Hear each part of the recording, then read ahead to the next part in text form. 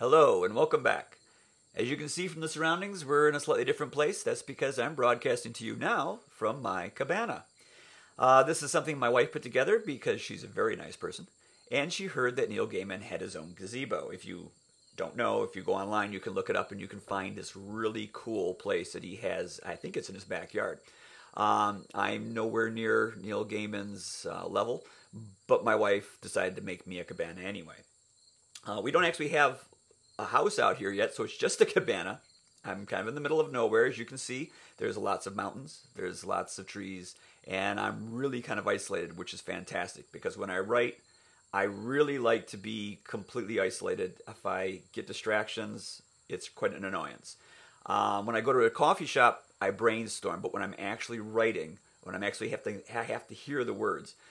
So any kind of sounds and distraction, and above all, like the sound of my wife, will really draw me out of wherever I'm at.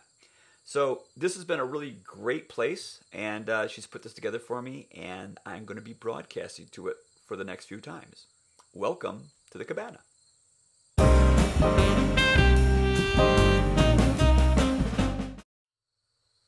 So today we're going to talk about pronunciations. The last time I did a broadcast, there was a number of people who made comments. Thank you very much for talking back to me. Let me know that you actually watched this.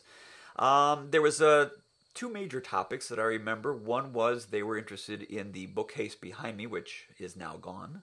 Not on purpose, but we'll discuss it later. I'll go over that at a later date. But today we're going to talk about pronunciations because a number of people had written that they found it great to actually hear how some of these words were pronounced.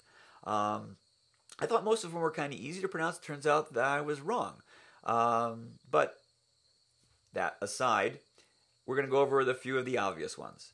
So the first, the big elephant in the room, is Raira. Pronounced as in rye, as in the grass, ear, as in the body part, and that's how you pronounce Raira. So Raira is the way I pronounce it. A lot of other people have pronounced it Rairia, which is interesting, but again, that's fine.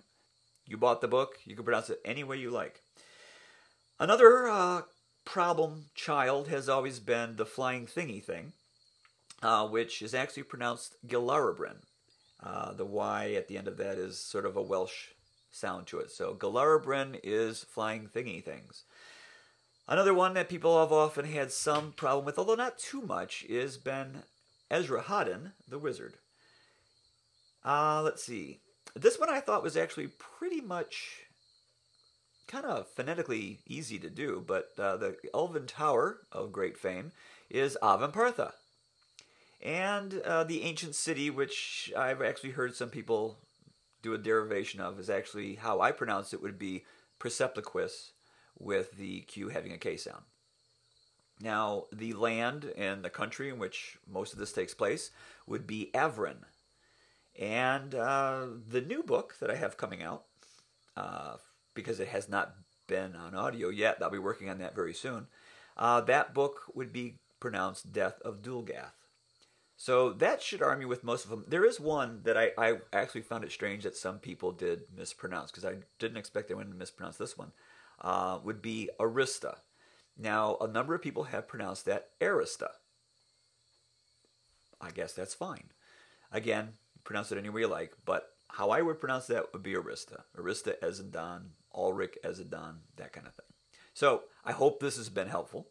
And if you have any more questions, let me know. Maybe next time I'll go over the books, although I don't have them here with me, and I'm going to be doing a few of these from here in the great cabana, the cabana room. And I don't have the books with me. So next time I'll have to go over that. Unless, of course, I took a picture of it, in which case maybe I will go over it. Anyways, until next time, thanks for watching.